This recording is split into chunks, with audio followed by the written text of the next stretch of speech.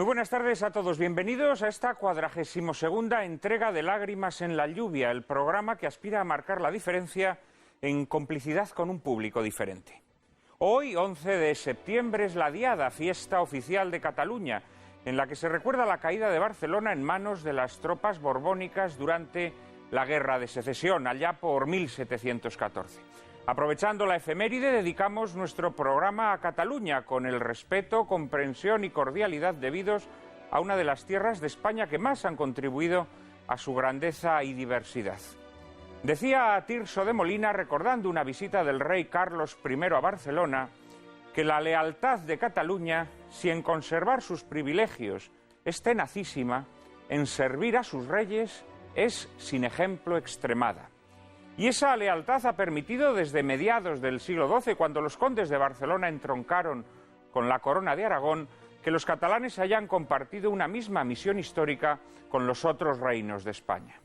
Cataluña hizo desde entonces causa común con las demás tierras de España contra los enemigos e invasores extranjeros, como prueban los episodios heroicos del Bruc o del asedio de Gerona durante la Guerra de Independencia, y padeció, como las demás tierras de España, los desgarramientos propios de las guerras civiles, desde la Guerra de Sucesión de principios del siglo XVIII a la Guerra del 36, que no fueron, como la propaganda nacionalista pretende, guerras de Cataluña contra el centralismo español, sino guerras entre españoles y, como tales, guerras también entre catalanes. Consecuencia de aquella Guerra de Sucesión que se recuerda en la Diada fue la abolición de los fueros de los reinos de la Corona de Aragón, que a la larga sería aprovechada por el nacionalismo como coartada para fomentar la conciencia de agravio histórico frente a otras tierras de España que los conservaron. El nacionalismo constató, citamos a Prat de la Riba, uno de sus impulsores, que el ser de Cataluña seguía pegado como los pólipos al coral del ser castellano. Y puesto que los catalanes seguían sintiéndose españoles, el nacionalismo decidió que había que conseguir como fuera que se sintieran catalanes y nada más que catalanes. Y esta obra, reconoce Prat de la Riba en frase estremecedora, no la hizo el amor, sino el odio. Los frutos de ese odio inoculado en los catalanes durante generaciones sucesivas los contemplamos hoy. Que Cataluña tiene dentro de los pueblos de España una personalidad diferenciada, con arraigadas raíces históricas y culturales, nadie en su sano juicio puede ponerlo en duda.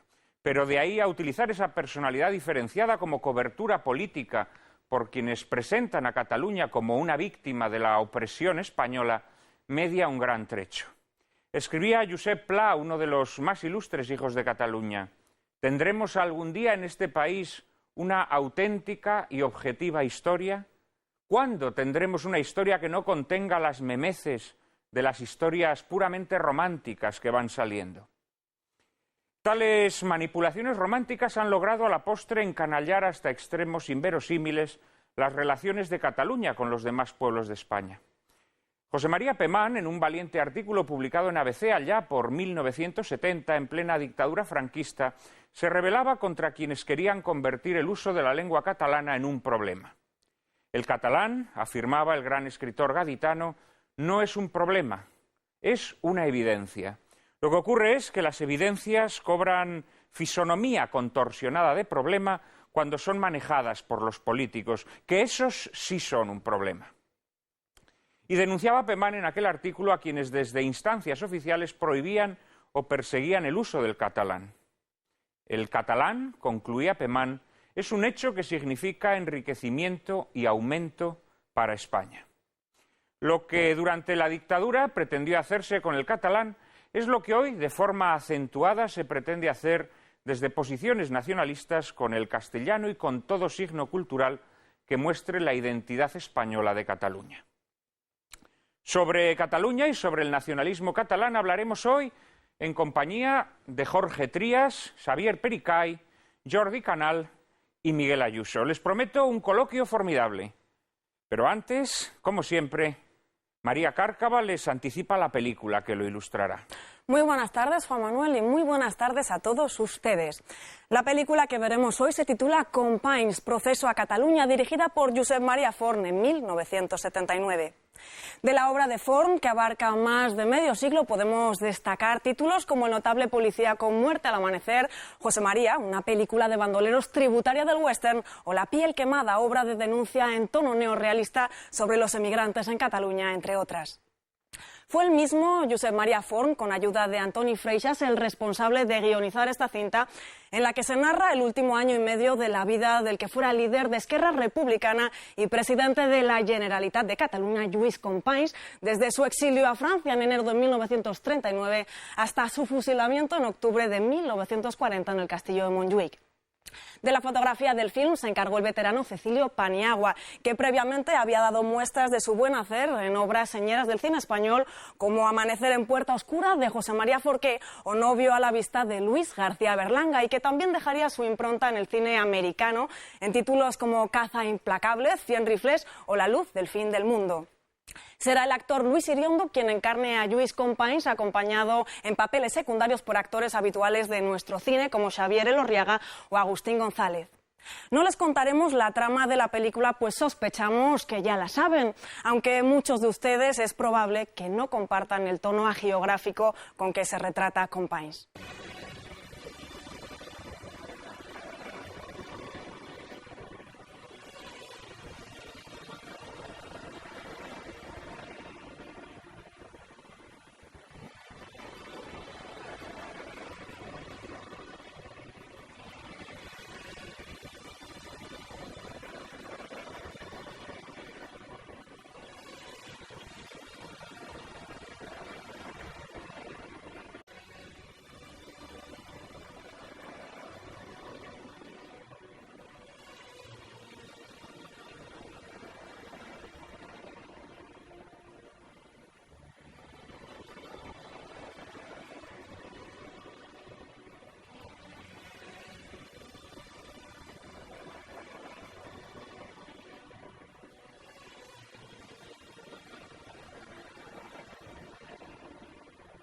Cuando se considera que Lluís Companys no dudó en pisotear la legalidad vigente el 6 de octubre de 1934, proclamando el Estado catalán.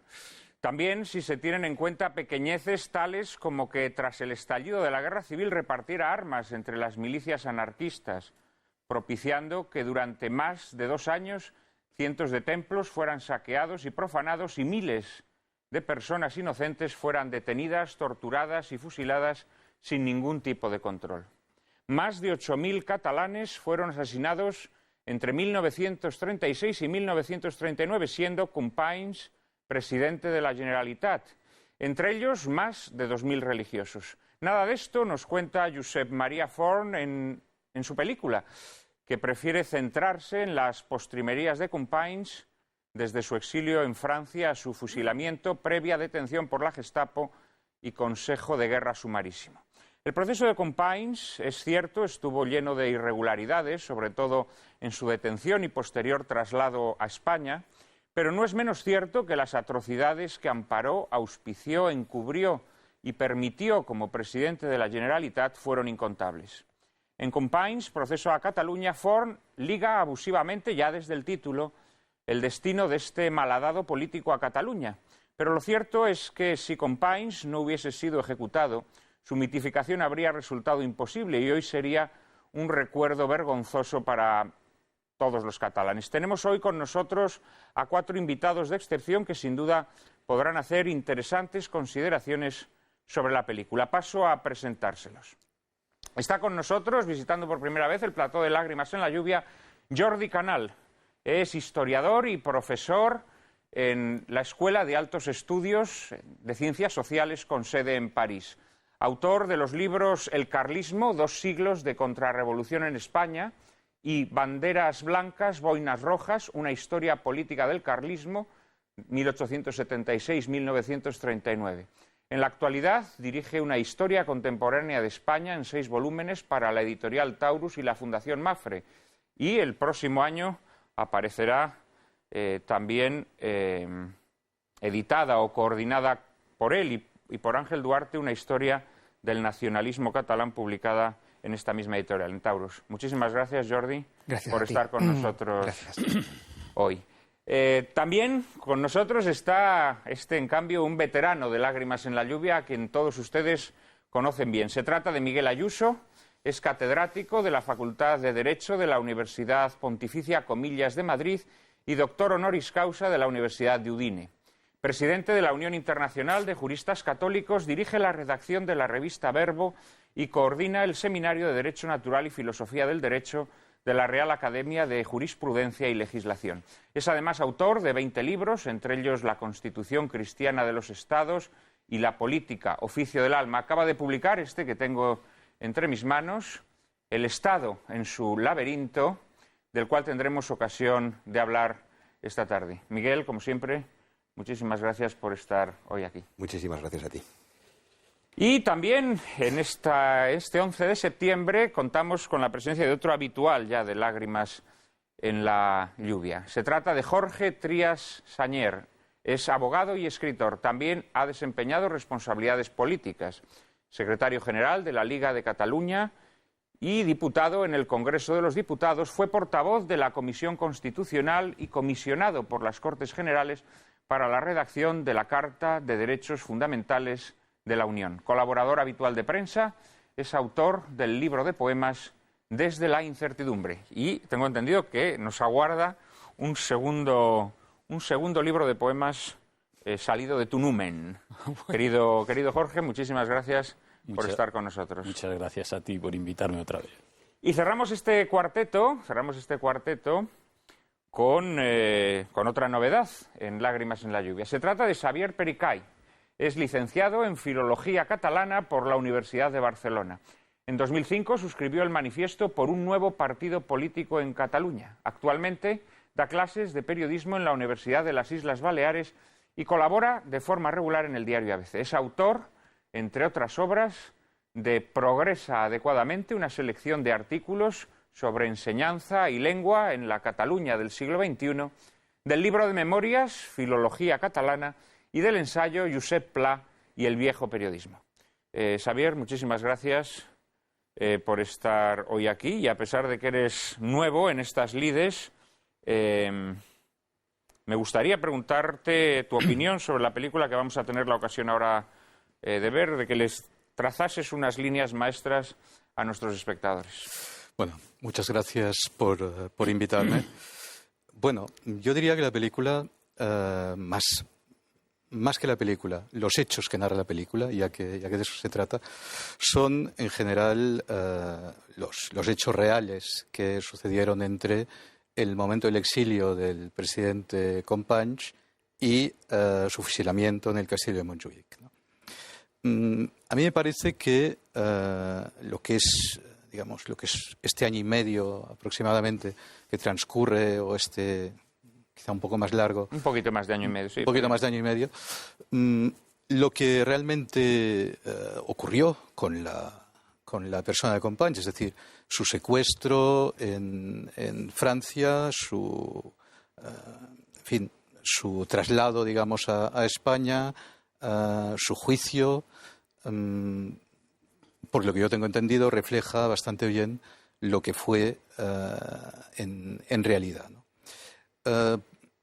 Por un lado, digamos, algo que también está bien reflejado en la película, que es esa distinción, por ejemplo, entre lo que era la zona ocupada de Francia y la zona que estaba bajo el gobierno de Vichy, así como en la zona ocupada, es decir, en la zona controlada por los alemanes, pues ahí campaban a sus anchas, todas las policías afines al régimen nacionalsocialista, y entre ellas la española en aquel momento.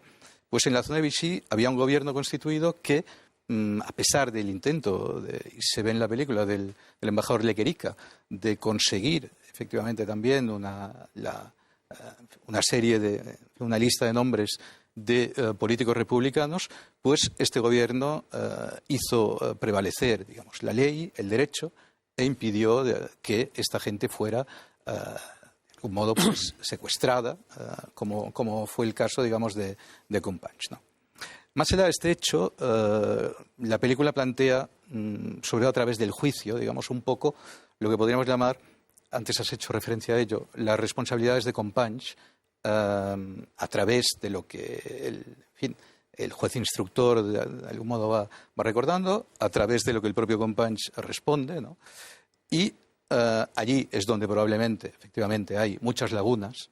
La película es una película, al fin y al cabo, bastante de su época, del año 79, me parece que hemos dicho, y lógicamente es una película que refleja un periodo en el cual la mitificación de determinadas figuras, y el caso de Companys es una, seguramente porque tuvo la muerte que tuvo, ¿no?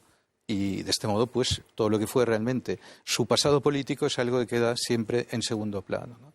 Pues bueno, en este periodo,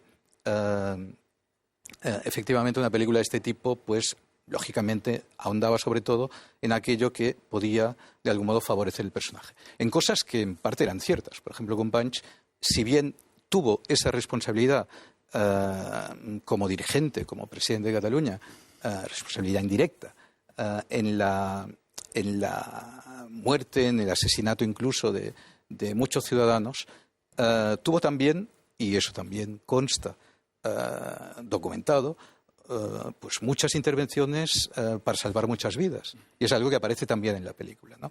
Él, a través sobre todo, hasta me parece que octubre del año 36, del consejero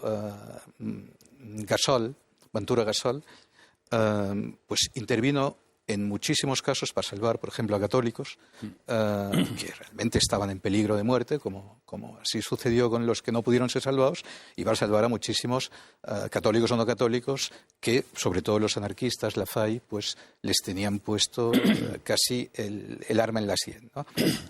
Y eso aparece en la película, y es cierto, y es algo que utiliza el abogado defensor, como luego se verá, para, de algún modo, tratar de salvar la vida de Companys. Bueno, pues yo creo que en este sentido, pues la película refleja bastante bien lo que son los hechos, aunque, lógicamente, todo lo que es anterior a enero o principios de febrero del 39, pues bueno, allí no aparece más que apuntado, y apuntado sobre todo aquello que juega más, como es natural también, a favor del personaje.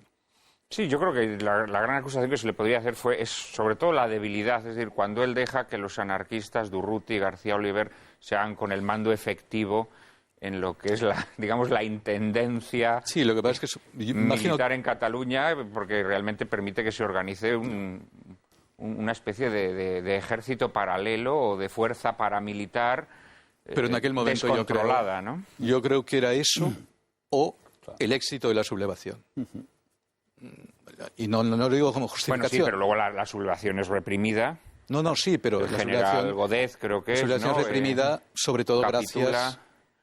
Pero luego eso sigue, los crímenes siguen. No, por supuesto. Una cosa no tiene nada que ver con la otra. Lo que digo es que, efectivamente, en el momento de la sublevación en Barcelona, y ocurre algo parecido en Madrid, por otra parte, ¿no? Si efectivamente esas armas no hubieran sido distribuidas, pues es probable que la sublevación hubiera triunfado. Ya. Y entonces, por supuesto, la posición de Companys podía no ser, aparte de que él era un abogado que había tenido muchas amistades con el sindicalismo catalán, era un hombre muy afín, digamos, a estos sectores, no era un hombre... Él había sido abogado de anarquistas. Había sido abogado. Aparece en la película una escena con Francesc Layret y el Noi del Sucre, es decir, con otro abogado laboralista, dos hombres que fueron asesinados en su momento en los años aquellos de plomo, los primeros 20, ¿no? Companys tenía bastante afinidad, como también la había tenido Macià, porque también le convenía. O sea, aquí la había tenido Macià pues, en los primeros años de la República, ¿no? Claro.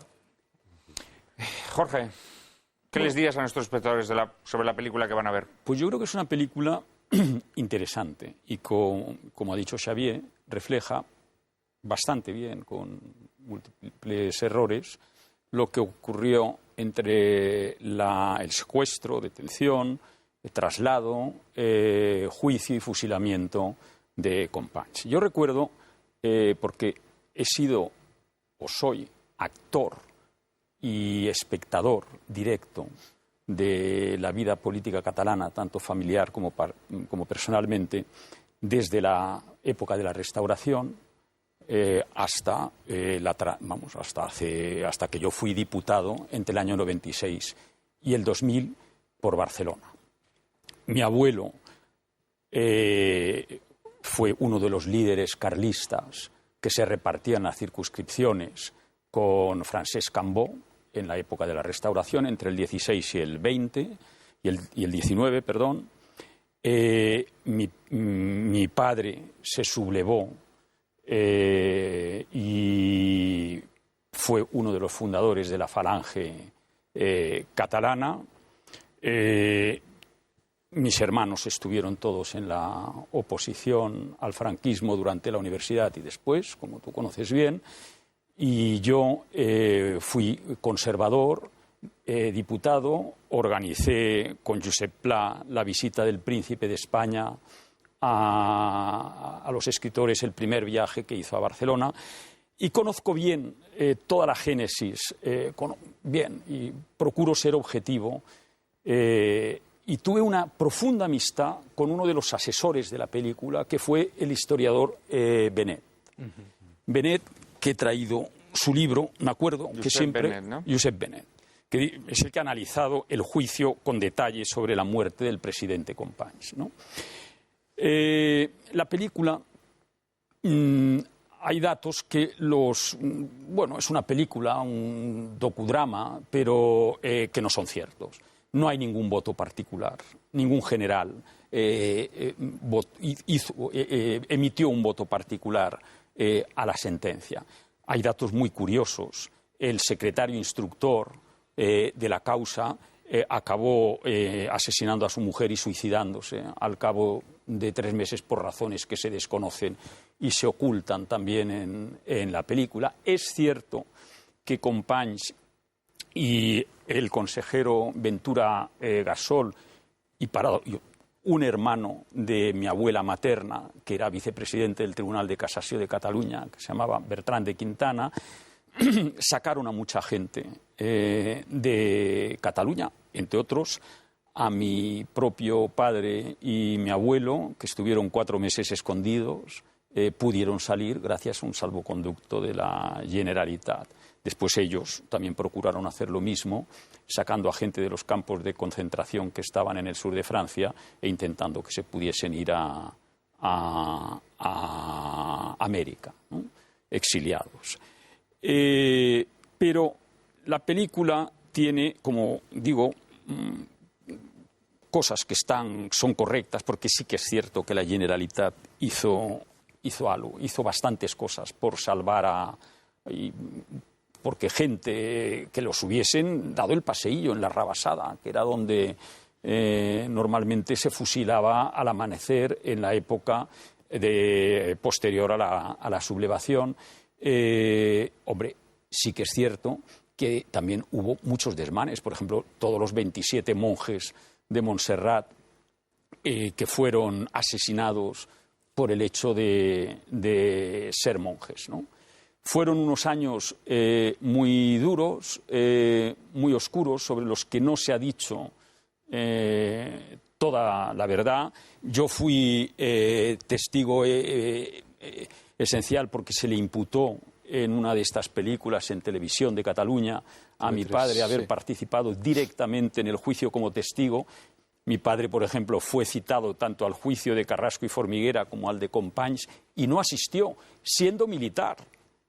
Se excusó diciendo que tenía que estar en Madrid. No es verdad, no estaba en Madrid. No fue, simplemente no fue. O sea, se quitaron de en medio. Era un tema que los militares tampoco tenían mucho interés en este tema y fue un secuestro, traslado y detención organizado especialmente por Serrano Suñer, quien era entonces el director general de seguridad, que era el conde de Mayalde, hombre, por una comprensible venganza en aquellos momentos, porque ambos habían sufrido en su propia carne el asesinato de una gran parte de sus familiares por parte de los llamados rojos o republicanos, porque claro, la historia está muy mal explicada. Yo recuerdo haber leído a Jean Daniel, el primer director de Le Nouvel Observateur, que cuando decía que la primera vez que visitó España en el año 49, él creía y vino a España pensando que esto había sido una guerra civil entre demócratas y fascistas. Claro, y se dio cuenta que la guerra civil había muchos en el bando demócrata que no eran nada demócratas y muchos en el bando fascista que no tenían nada de fascistas.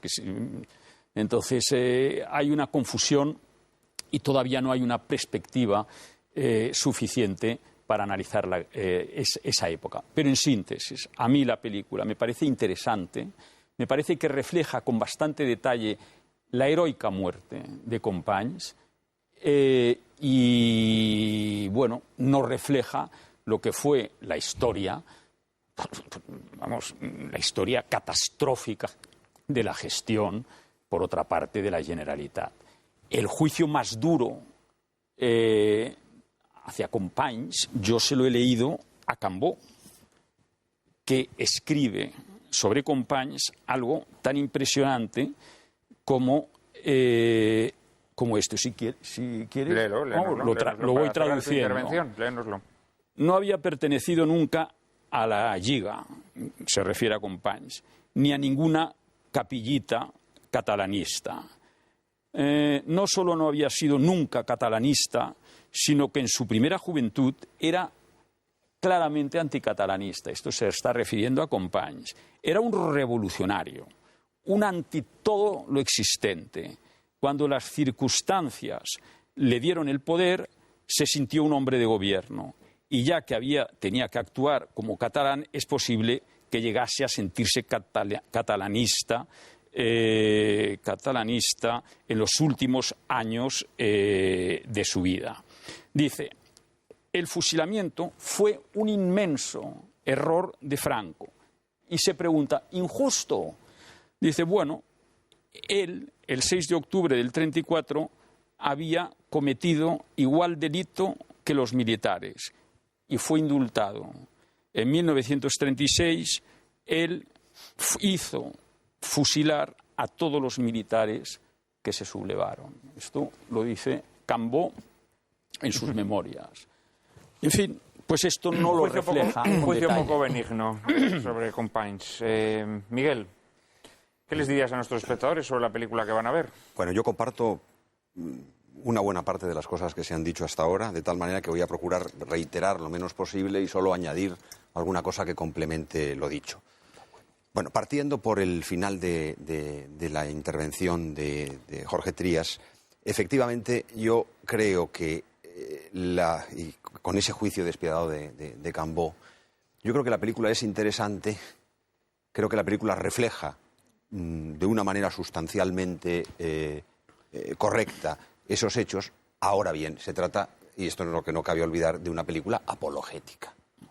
Y claro, como es una película apologética, todo lo que entra, aun siendo históricamente en muchos casos correcto, está visto a través del tamiz de lo apologético. Entonces, claro. Y además se criba todo aquello que no favorezca la figura del... Desaparecen todos los elementos que tienen que ver con la guerra y cuando entran solo, o con la traición de octubre del 34... traición a la República, por cierto, no. Se omite y la única vez que entra de tapadillo a través de la intervención del abogado defensor. Es decir, que el abogado defensor lanza de alguna manera en favor es decir, que en el propio juicio, en el propio procedimiento que le está juzgando, se está viendo los aspectos favorables, mientras que la acusación es extraordinariamente pobre. De tal manera que el fiscal no representa verdaderamente la acusación contra Companys, representa un conjunto de cosas periféricas que no entran verdaderamente, mientras que la defensa, por otra parte, muerde verdaderamente en el núcleo de lo discutido. Yo creo que esto es muy importante, porque esto es lo que permite que una película que podríamos decir que narra cosas sustancialmente correctas sea verdaderamente mendaz. El resultado final psicológico que deja, porque la narración se hace de un modo tal que se trastocan los términos. Yo creo que esto es, desde mi modesto punto de vista, esto es crucial.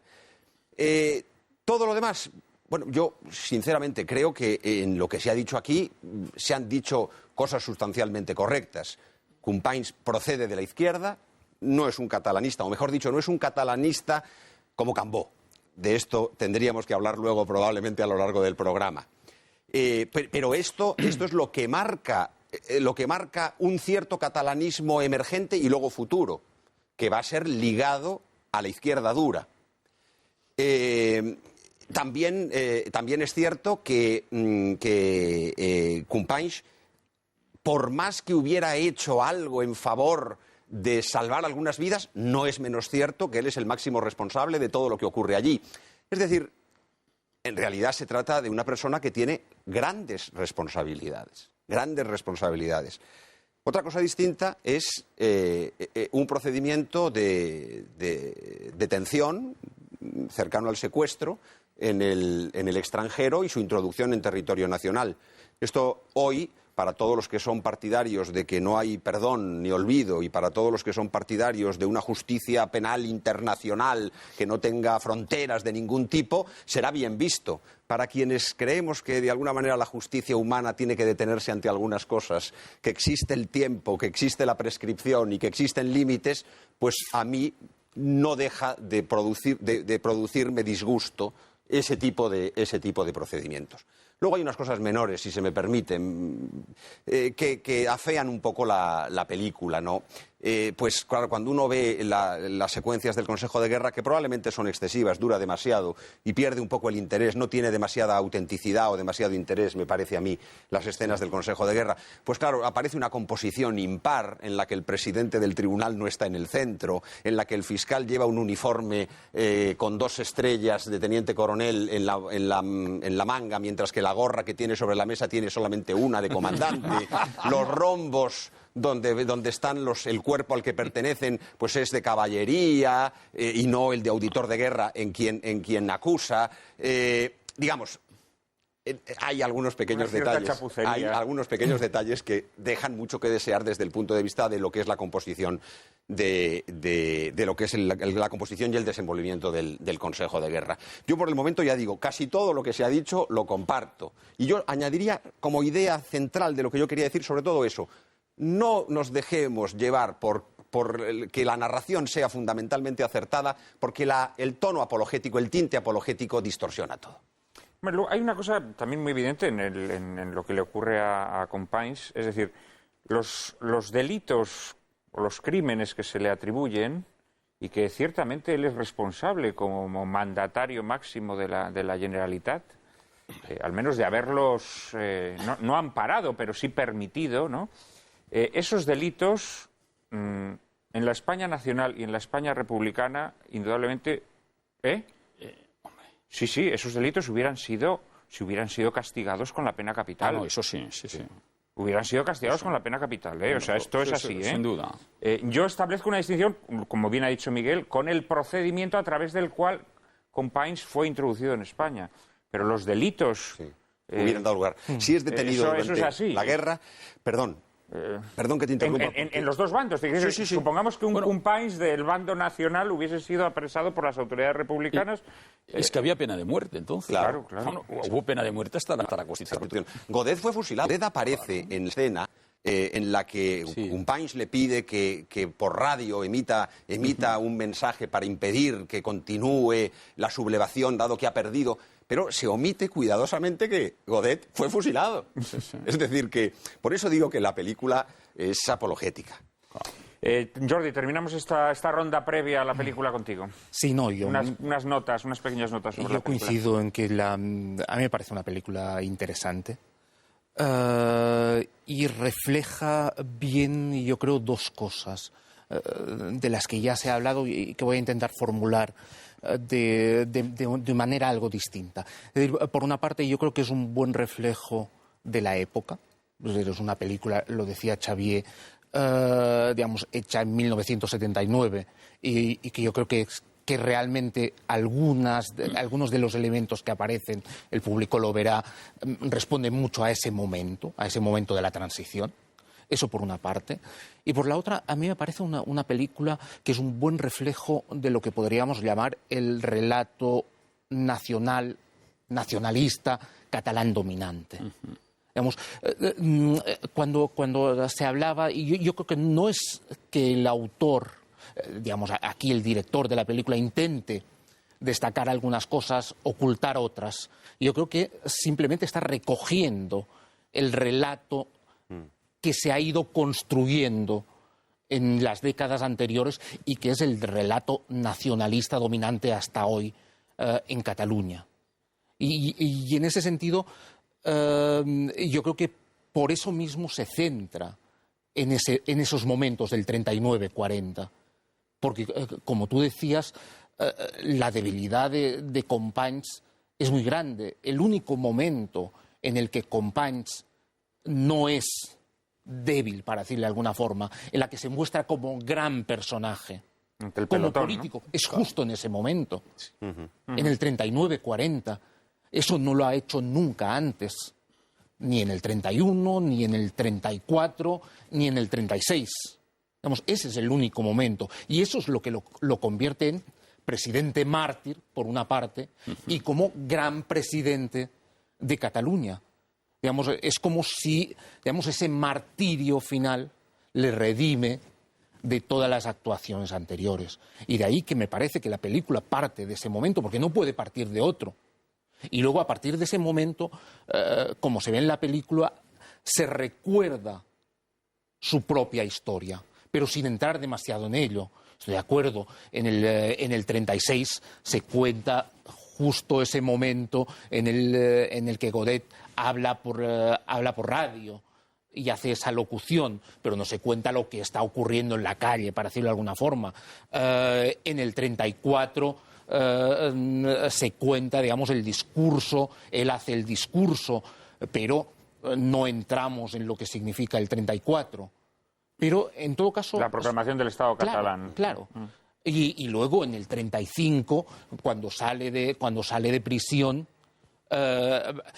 se vuelve a lo que es esa frase que entra dentro, a la frase que él pronuncia en el 35, lo de volver a luchar, volver a sufrir, volver a vencer, que es una de las grandes frases de la historia del nacionalismo catalán y del mito, y de todo el mito nacional.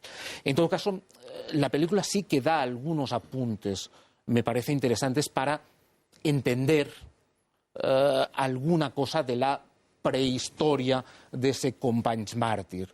Es decir, aparece en un momento determinado, digamos, la conversación que se ha evocado antes con Layret y el Noi del Sucre, que nos permite entender que ese es un personaje, aunque no se diga, porque eso no forma parte de ese Companys mitificado, que es un personaje que viene de la izquierda obrera, aunque de orígenes claramente burgueses, de la zona de Lérida, nació en el Tarrós, pero rápidamente en unas opciones de izquierda, coqueteando en algún momento con el lerrouxismo y el anticatalanismo, coqueteando más adelante con el sindicalismo y la CNT, y de hecho en esa escena eso es lo que se está poniendo de relieve, el intento de convencer al Noi del Sucre de una coalición entre un cierto sindicalismo que está en la CNT y ese republicanismo no nacionalista, en todo caso. Luego tiene una cierta evolución, toda esa etapa de abogado que habéis comentado, de abogado sindicalista, se presentan las elecciones después del asesinato de Layret. Tiene una cierta, yo diría, transición desde ese anticatalanismo o antinacionalismo a un cierto catalanismo sin ser nacionalismo todavía. En el 31 proclama la República y le corrige al cabo de poco Macià, para decirlo de alguna forma, Macià que representa verdaderamente la opción nacionalista en el interior de Esquerra Republicana. Él no la representa, no la va a representar hasta el 33, cuando se sube al carro de Macià y aprovecha la muerte de Macià en las Navidades del 33 para suceder a Macià, y ahí se convierte en un nacionalista, pero no lo ha sido. Sobre todo, si me permites un pequeño detalle, lo que estás diciendo, hay un momento que es en octubre, el 6 de octubre del 34, justo después del famoso discurso en que proclama la República Catalana, en que se dirige, no me acuerdo a quién, a un colaborador, y comenta, y eso es algo que está documentado, para que luego digan que no soy nacionalista. Bueno, claro. Porque esto era algo que él realmente tenía muy metido ahí dentro. Eso yo creo que lo podemos discutir luego, y creo porque que hay muchas tesis, sí, hay muchas hipótesis sobre esa cuestión. Una de ellas, digamos, hace unos años incluso Enrico Zelaida Cal ponía en relación esa transformación o ese paso hacia el nacionalismo, lo vinculaba con su mujer, con la segunda mujer, que es la que aparece en la película, con Carmen Ballester, y que es próxima a Estat Català, y en cierta forma Enrico Zelaida Cal interpretaba, y algunos han interpretado en ese sentido, que la conversión al nacionalismo es en cierta forma una manera de mostrar a su nueva mujer, incluso digamos, yo creo que no es digamos que él también se lanza a la aventura del nacionalismo, y octubre del 34 se podría explicar un poco de esa manera también. Decía el clásico cherchez la femme, ¿no? Siempre hay una mujer detrás de todas las grandes... Oye, tenemos que dejarlo. Luego, después de la película, tendremos ocasión de seguir hablando sobre ella y sobre Cataluña, sobre el nacionalismo catalán. Les dejo a todos con Companys, Proceso a Cataluña, dirigida por Josep Maria Forn.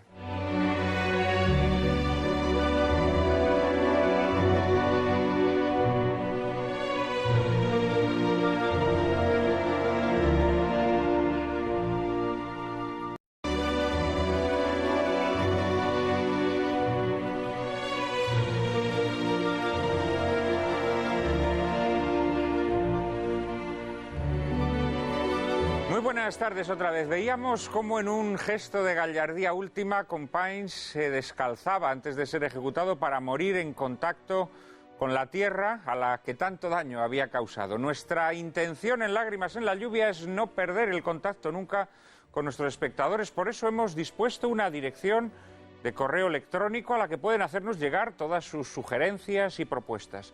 ¿Hemos recibido muchos correos esta semana, Cárcava? Pues muchos correos como cada semana, Juan Manuel.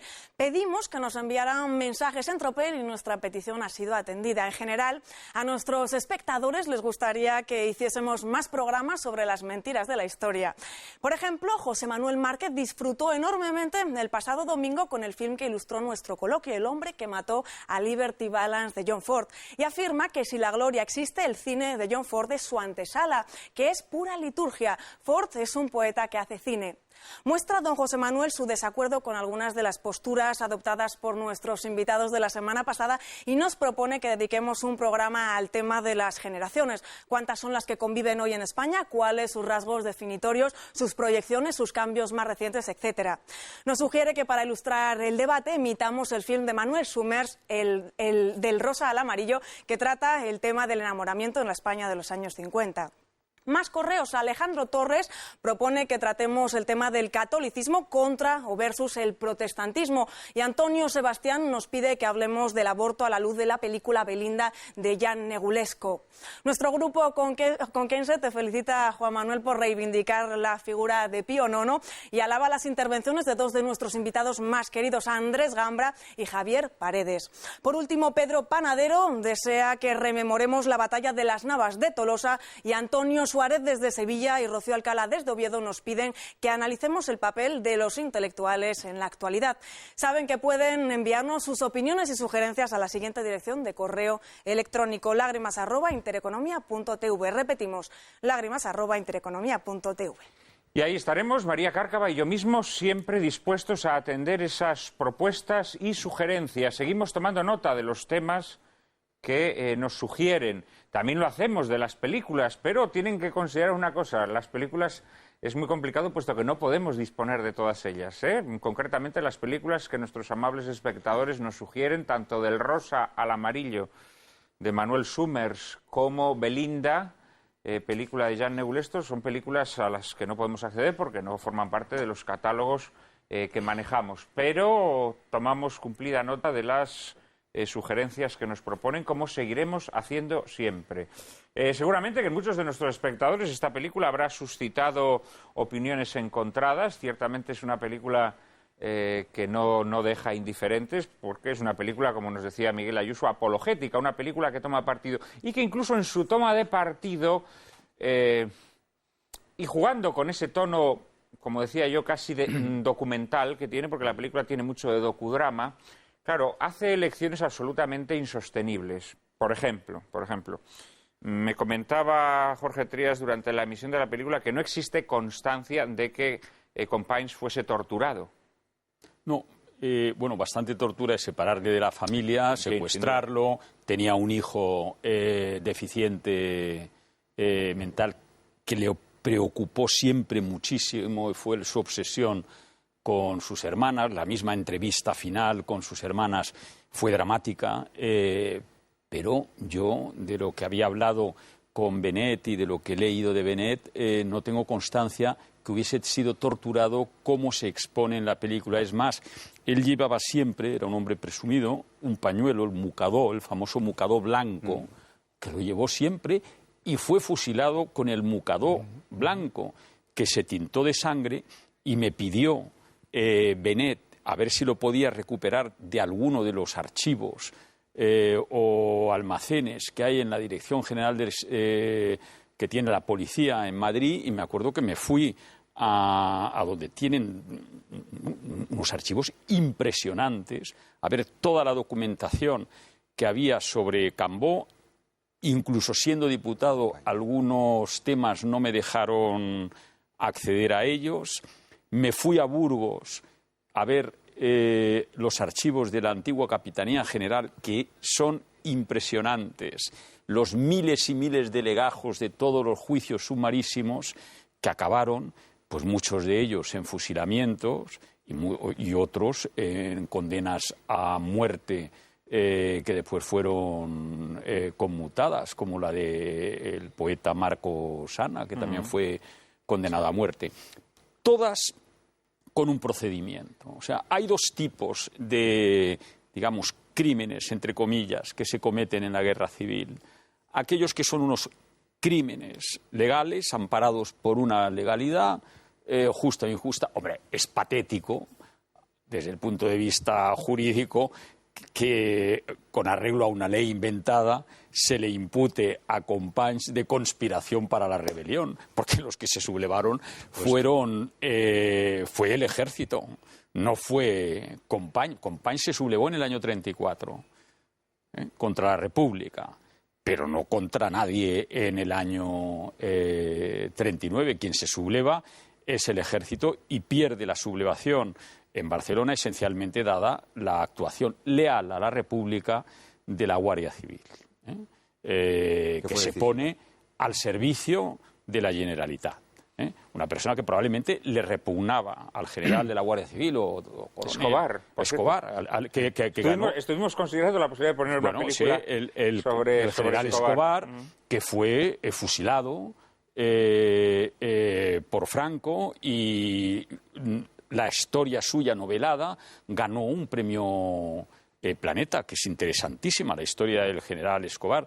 Yo es que he tenido en mis manos los legajos, o sea, yo me he preocupado en ver el proceso, pero el proceso tal como está. El de Companys y el de Carrasco y Formiguera me los entregó personalmente el entonces, que era capitán general de Cataluña en el año 96, que me sirvieron para articular una defensa y para dárselo a Benet en el tema de la imputación que se pretendía hacer de mi padre, una imputación falsa totalmente, y Benet, con gran gallardía, historiador, no solo nacionalista, sino independentista, fue el que salió en defensa de mi padre en ese momento. Y bueno, y entonces yo es que los he tenido y me he preocupado en ir a los sitios donde están los documentos auténticos, porque una cosa son unas opiniones históricas, que cada una tiene las suyas, y normalmente, pues claro, una opinión sesgas la historia, no es que la falsees, es que opinas sobre determinados acontecimientos, pero después están los documentos, ¿qué dicen los papeles? A mí me ha enseñado mucho un historiador, que no tiene nada que ver con este tema, que es se llama Tarcisio de Azcona, que no sé de qué orden es, si es dominico, que tiene una historia a mi juicio, prodigiosa de la reina católica, de Isabel, donde prácticamente son fichas, que va extrayendo documentos. Pues a mí lo que me gusta es leer los documentos, no lo que opina Menéndez Pidal, que es muy interesante, o Ferran Soldevila sobre el compromiso de Caspe, por ejemplo, que si queréis después hablamos, que es donde empieza todo el follón de Cataluña, sino qué dicen los documentos, qué dicen los señores que se reunieron, qué dijeron en el juicio, quién asistió al juicio de Companys, cuál fue la actuación del abogado defensor, que era un militar, que fue dignísima, qué dijo el fiscal, los generales allí reunidos, cuál era su opinión, qué decía el general Orgaz, que estaba indignado de que le largasen, como él decía, vaya, que le largasen ese muerto encima, porque decía, es que eso que lo haga esto, los de la falange y esto, que los consideraban en el ejército como unos desarrapados, porque había, entonces era una unidad, al margen de que ya se había dictado en el bando franquista el decreto de unificación. Aquí cada uno, después de la guerra, campaba por sus respetos y hubo venganzas en el bando nacional tremendas y juicios absolutamente injustos, muchísimos de ellos. Miguel, ¿queréis hacer alguna yo... lectura posterior a la película que acabamos de ver? Sí. Vamos a ver, yo creo que efectivamente una guerra es algo muy duro, es algo que escapa de las situaciones ordinarias, luego por tanto no permite el enjuiciamiento incluso jurídico que se hace de las situaciones ordinarias. Y lo que ocurre después de la guerra pues es una represión legal severa, que está documentada en su mayor parte, más allá de efectivamente la represión paralela, que son esas venganzas, que más bien tienen lugar durante la guerra que no después de la guerra. Después de la guerra lo que hay exclusivamente es el enjuiciamiento por la jurisdicción militar de una serie de asuntos. El enjuiciamiento fue muy severo, pero no tanto como para que hubiera muchas penas conmutadas y muchas penas severísimas, finalmente, con el paso de los tiempos y de las sucesivas amnistías convertidas en tiempos muy limitados. Eso cualquier historiador que se ha acercado a la represión de los vencedores de la guerra después de que terminara la misma lo puede constatar. O cualquier jurista que haya tenido un poquito de cercanía con la justicia penal y con la aplicación de las amnistías, ¿no? Que ha habido una gran cantidad. Bueno, esto, claro, todo esto, digamos, la película como apologética que es, convierte en truculenta toda la actuación de los agentes del bando nacional todavía durante la guerra y luego de los vencedores. La convierte en truculenta. Son truculentos los policías, que son torturadores, son truculentos los militares, un poco menos. Hay que decir que en realidad los militares quedan a un nivel un poco superior al de los policías. Y en cambio, Companys parece pues un padre de la Iglesia. Claro, ahí hay una disparidad efectivamente en el trato que hace que sea muy chocante, que sea muy evidente. Es decir, no me parece que sea una aproximación razonable a los hechos. En su conjunto, otra cosa distinta es que haya habido una construcción ulterior. Jordi Canal antes aludía que en realidad esta película lo que hace es reflejar la construcción imaginada por el nacionalismo y por la izquierda y lanzada en los últimos 30 años. Pero yo creo que lo que nosotros tenemos que hacer es hacer un esfuerzo de discernimiento entre lo que son los hechos tal cual fueron, que fueron duros, pero que no coinciden, me parece, con lo que esta película deja traslucir. Ya digo, más que con lo que cuenta, con lo que deja traslucir. Jordi, una breve intervención también sobre la película. Antes de decir una cosa rápida sobre la película, quería comentar un par de cosas de lo que decía Jorge hace un momento. Y en relación a ese pañuelo famoso con sangre, cuenta el director de la película en una entrevista de José María Forn que ese pañuelo, después de fusilar a Companys, lo recoge uno de los miembros del... Eso figura en el libro también. Exactamente. Y que luego ese militar tiene problemas... Y se lo quitan. Y ese pañuelo va a parar a los archivos de la policía que están aquí en Pío XII al final, en aquella comisaría, una comisaría muy grande que hay, pero yo no lo encontré y yo creo que creo que desapareció, porque sí he visto las fichas policiales de Companys y documentos originales que siguen en la policía. Algunos en aquella época, ya digo, no, porque intenté mirar también los de León de Grell y no me dejaron, porque yo llevaba entonces el proceso contra él en nombre de Violeta Friedman. Y la segunda cosa que quería comentar, pero yo creo que eso daría para una discusión de todo un programa, es el tema de los hechos y de los documentos. Sí. Y yo creo que los documentos, también los historiadores debemos entrar en la crítica del propio documento. Por supuesto. Y por lo tanto, los documentos explican muchas cosas, pero pero eso sería... En todo caso, volviendo a la película, yo decía en mi intervención anterior que era una película interesante, y como historiador me parece una película muy interesante. Como espectador, como público, no me parece tan interesante la película, y yo creo que la trama, digamos, más documental, como decíais, y la trama más ficcional, para decirlo de alguna forma, yo creo que no acaban de encajar en esa película. Y por ahí se en términos pierde. cinematográficos la película deja bastante Claro, que desear. aunque algunos de los actores son grandes actores. Eso sí, sin duda. Y el director, que es un hombre, vosotros lo sabréis mejor que yo, es un hombre que ha sido muy agasajado y galardonado por digamos, el oficialismo catalán. Es un hombre que ha dirigido el Instituto Catalán del Cine. del Cine catalán, eso que ha recibido las mayores condecoraciones que otorga la Generalitat. O sea, es un hombre, digamos, de la cultura catalana, con una trayectoria extensísima, una trayectoria que empieza en los años 50 y tiene películas muy interesantes en los años 50, en los años 60, pero yo creo que aquí, la verdad, me parece una película en donde falta mucho esa cosa que se llama la inspiración, que nadie sabe exactamente lo que es, pero que hace que la película resulte a veces su planificación muy pedestre. Sí, un poco elemental. Muy elemental, efectivamente. Todas estas películas un poco, porque acordaos aquella película Dragón Rapid de Camino, que también es una película, porque no está mal, pero, hombre, todas tienen un punto de invención, de ficción. Hace poco vi que estaban rodando una sobre el asesinato de Carrero Blanco y me acerqué y le dije al director, que no me acuerdo quién era, uno de estos, le dije, oye, el coche de Carrero Blanco no llevaba 2 banderas de España, un poco como lo que decía. Sí. No, pero llevaba una. Sí. O sea, ¿Pero qué era? ¿Balada triste de trompeta de Ales de la Iglesia? Sí, me parece que sí, una cosa. Decía, oye, creo que no, la intención el coche, no era hacer una recreación perfecta. El Dodge Dart llevaba una bandera, que era la del presidente del gobierno, no 2, una en cada lado. Pero bueno... Se hizo una película sobre el asesinato de Carrero Blanco en tiempos, Operación Ogro. Bueno, y hay una película y un libro.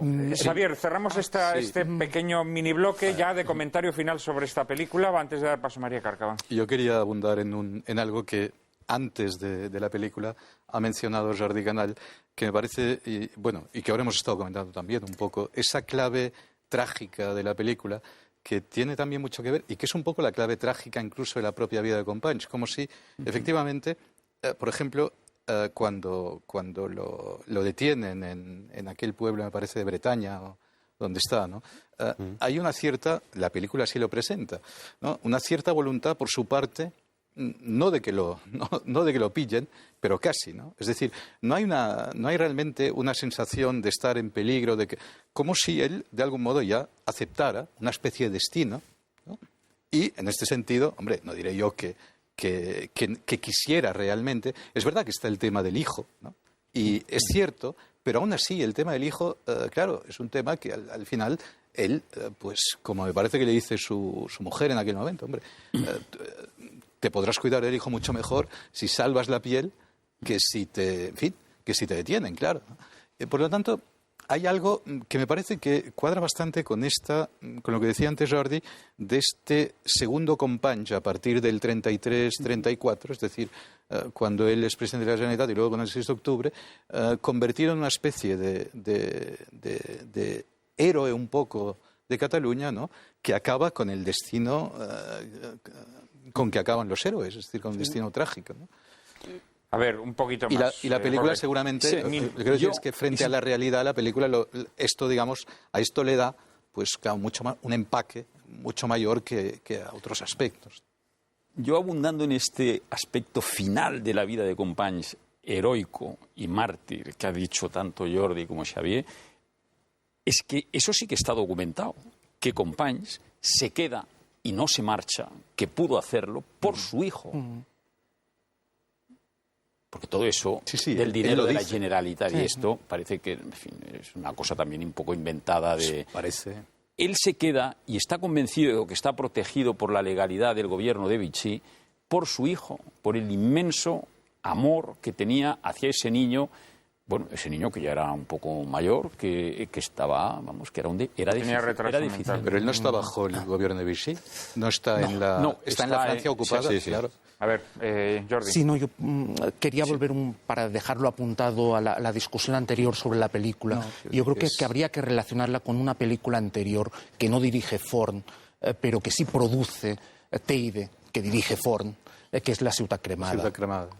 Y él precisamente intenta no hacer y no salirse un poco de los presupuestos, hacer una película mucho más modesta, porque con La Ciutat Cremada, que dirigió Antoni Rivas, digamos, él participaba como Teide y tuvo muchos problemas. Al final fue Jordi Pujol, a través de Banca Catalana, el que pone el dinero para que se termine esa película. Y ahora aquí, en esa película, Teide solo asume el 10% de la producción y es claramente consciente de que hay que hacer otro tipo de reconstrucción histórica. Una producción mucho más modesta, ¿no? más modesta. Claro, en su modestia a veces llega, por ejemplo, vamos a ver, la historia esa paralela con ese grupo que pretende liberar a Companys del castillo de Montjuïc, que luego esa historia se queda en agua de borrajas. Claro. Eso Y parece con lo cual, que es una invención. que parece que, según yo sostenéis, no quienes había oído conocéis, que nunca. además jamás hubo ningún Nunca ha tipo salido de... eso. Si algo estaba A lo documentado, mejor, además, no. era un Lo tipo yo lo desconozco, era un tipo de violencia anarquista, nunca catalanista. Sí, pero es que si pretendes hacer una película como esta, que tiene un tono, repito, casi documental, claro, lo que no puedes es meter esta historia paralela inventada. Esto me parece una deslealtad con las condiciones básicas casi de estilo de la propia película, Bueno, ¿no? Juan Manuel, estaba el Maquis, eso sí, que funcionó en Cataluña hasta bien entrado los 50. Ya, pero quiero decir que Pero que si de interviniera verdad en Barcelona. hubo un complot, o Yo llamémoslo creo como que no. queramos, o un intento de liberar a Companys del castillo de Montjuïc, claro, en una película de estas características, en donde se está trabajando con un material tan sensible, puesto que estás tratando con hechos históricos, me parece un poco descabellado, sobre todo dado el tono de docudrama que tiene la Pero película. es que Del mismo modo que también me parece, a pesar de que vosotros aquí habéis destacado pues los casos en los que Companys, gracias a la ayuda de Companys, muchas personas se salvaron, hombre... También Barcelona fue una ciudad que durante los años que Companys fue presidente de la Generalitat había instaladas multitud de checas. Una ciudad sin ley. Sí. Claro, entonces, en fin, es que claro, es muy bonito, muy de héroe o de mártir ante la historia decir, no, es que este hombre le salvó la vida a 20 católicos o a 200 católicos ya. Y por culpa de este hombre murieron también 8.000 católicos. Quiero decir, esas cosas también hay que... sin desmerecer esos gestos personales, pero bueno...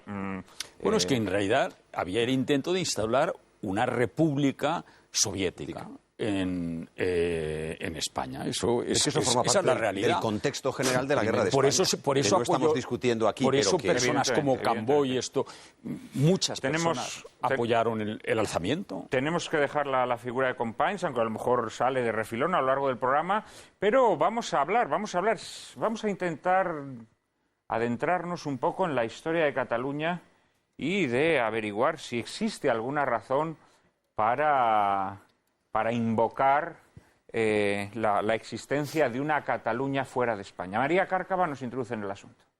Hacia finales del primer milenio comienza la progresiva desvinculación de los condados catalanes de los reyes franceses que durante 2 siglos habían sido sus señores. En 1137 el conde de Barcelona, Ramón Berenguer IV, completaría este proceso contrayendo un matrimonio con la princesa Petronila de Aragón. Así el condado de Barcelona se integraba en la corona de Aragón bajo el mando del rey de Aragón. La lealtad de los catalanes a la corona de Aragón se mantendrá durante siglos, no exenta de algunas fricciones, como la guerra declarada entre 1462 y 1472, que enfrentó a Juan II, rey de Aragón, y a las instituciones catalanas defensoras de su hijo Carlos, príncipe de Viana. Tras la unificación de Aragón y Castilla, los monarcas españoles se cuidarán de respetar los fueros catalanes. Pero a principios del siglo XVIII, tras la muerte sin descendencia de Carlos II, el último de los Austrias, el conflicto sucesorio planteado entre los partidarios del pretendiente borbónico Felipe de Anjou y los partidarios del archiduque Carlos de Austria provocará que, una vez entronizada la facción borbónica, Cataluña, al igual que el resto de territorios de la Corona de Aragón, pierda sus fueros e instituciones. Mas no por ello los catalanes cedieron en su lealtad a España, como quedó de sobra probado en los heroicos episodios del Bruc o en el asedio de Gerona durante la Guerra de la Independencia contra la invasión napoleónica. Catalanes seguiremos encontrando en las campañas militares de Marruecos y en el desastre del 98, y los encontraremos participando activamente en la política española de los siglos XIX y XX. El propio Cambó, fundador de la Lliga Regionalista, afirmaba esto en 1931.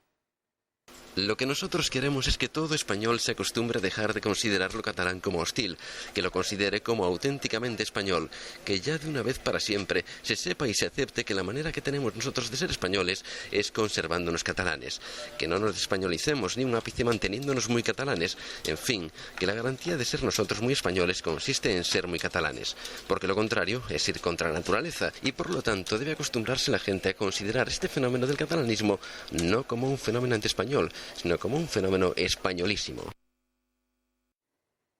Con estos antecedentes preguntamos esta tarde a nuestros invitados: ¿existe algún fundamento histórico para considerar a Cataluña una nación desligada de España?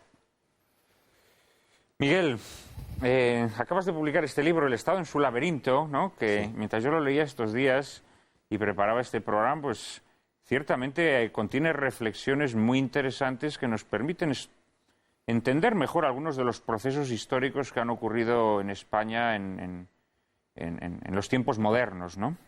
Tú hablas, por ejemplo, en el primer capítulo de la identidad nacional y sus equívocos. Hablas del concepto de patria y del concepto de nación.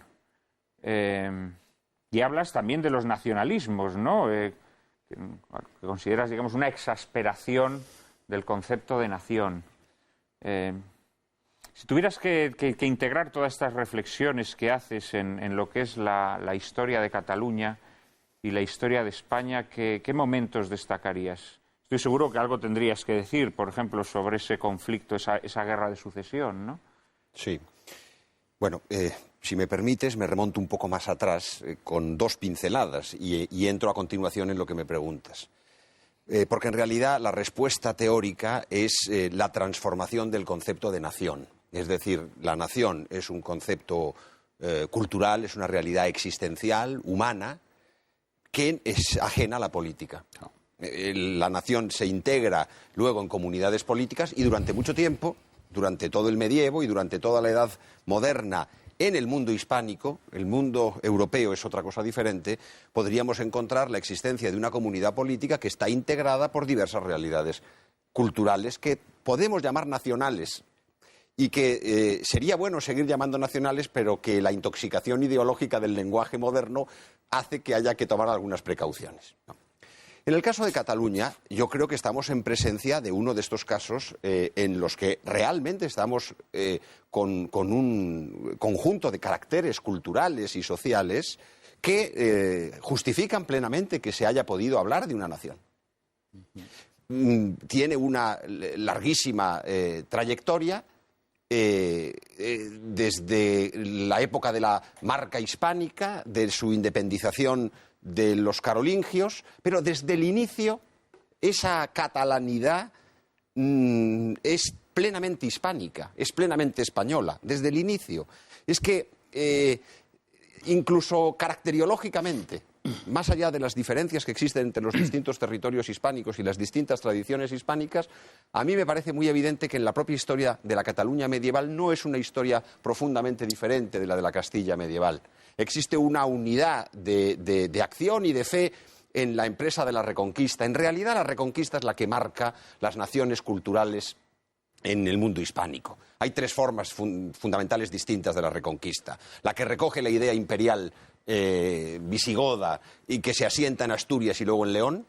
La que podríamos decir que es una variante de esta, pero que tiene una singularidad étnica original y posteriormente cultural y jurídica, que es el mundo vasco, que es el mundo castellano. Esto a los nacionalistas vascos les hará que se les salgan sarpullidos, pero probablemente el modo vasco de la Reconquista es el modo castellano. Y finalmente el modo mediterráneo, ese modo que es Cataluña, que es todo lo que luego va a ser la corona de Aragón, pero que tiene singular fuerza en Cataluña. Tiene singular fuerza. Entonces, eso desde el inicio, pero podemos encontrar testimonios múltiples.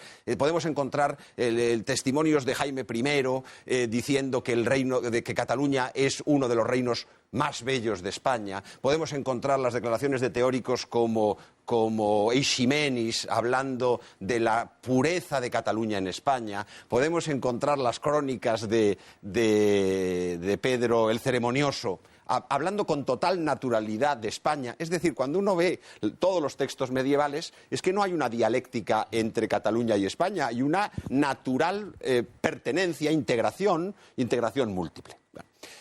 Cuando surgen, y podemos decir que hay algún momento en el que surgen problemas, sí, las fricciones surgen en muchos momentos, porque se trata de identidades que han tenido una independencia política superior, pero que se han ido posteriormente integrando en un universo cada vez más complejo. Y por eso está, por ejemplo, el momento que no ha sido evocado por María, pero que podría haberlo sido como antecedente muy importante de la Guerra de Sucesión, que es la Guerra de 1640, Exacto. que tiene una importancia extraordinaria, porque ya implica un primer momento en el que ante una política del conde-duque de Olivares, digamos centralista, se podría decir imitadora de Francia, aunque solo sea parcialmente, se produce una reacción por parte de los catalanes que quieren seguir apegados a sus leyes, a sus tradiciones, a sus instituciones, a su modo de regirse, lo cual es perfectamente razonable y que yo comparto. Ahora bien, esta guerra en la que entra insidiosamente Francia. Francia, el enemigo natural e histórico de Cataluña no es Castilla y no es el mundo hispánico, es Francia. Esto hay que decirlo porque históricamente es así. Y Francia interviene de modo insidioso en ese conflicto que se resuelve favorablemente.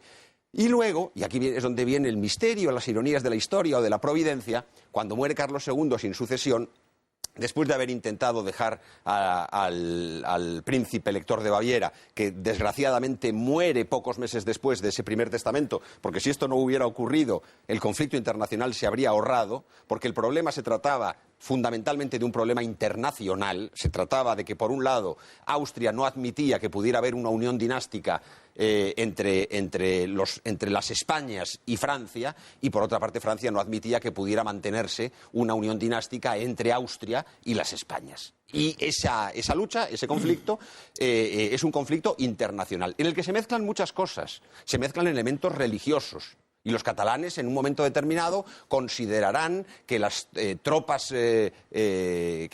que están en defensa del duque de Anjou, pues no respetan tradiciones cristianas, pero al mismo tiempo también los catalanes tienen como aliados a los tradicionales herejes, como los holandeses o como los ingleses. El asunto es muy complejo. Cataluña primero rinde fidelidad a Felipe V, al duque de Anjou, y es solamente en un momento posterior en el que, entendiendo que se han empezado a producir contrafueros, da un cambio y se suma a la causa del archiduque Carlos de Austria. En resumen, pretender que la guerra de sucesión es una guerra nacional con la que termina la historia de Cataluña, como se ha dicho en el título de algún libro famoso, es completamente falso. Es un fenómeno fundamentalmente internacional, fundamentalmente dinástico, fundamentalmente complejo, en el que es verdad que los catalanes defienden sus tradiciones, como es verdad que los castellanos también, de alguna manera, combaten a los ingleses y a los holandeses.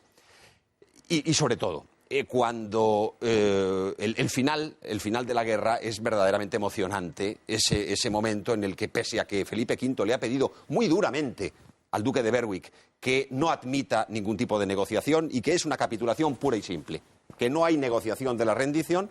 El duque de Berwick se porta de una manera muy prudente, como es sabido, no entra inmediatamente, deja pasar 24 horas y cuando entra en Barcelona no se produce ningún acto de pillaje, ningún acto de saqueo. La gente está viviendo como en todos los días, los soldados entran disciplinadamente hacia los cuarteles que se les han asignado en un gesto verdaderamente maravilloso. Pero es que el momento previo, el último bando, el famoso bando del 11 de septiembre, resulta que es un bando españolista en grado sumo. Es que se menciona en 2 ocasiones que se lucha por la libertad del Principado y de toda España. Es decir, toda la manipulación que posteriormente se ha hecho en este sentido es producto de la ideología nacionalista que, como solamente puede ver con los ojos del nacionalismo moderno toda la realidad histórica, la distorsiona convirtiendo toda la historia media y moderna a la luz de lo que son los prejuicios ideológicos del nacionalismo contemporáneo. Pues sobre todo eso seguiremos hablando, será en un minuto, después de la publicidad.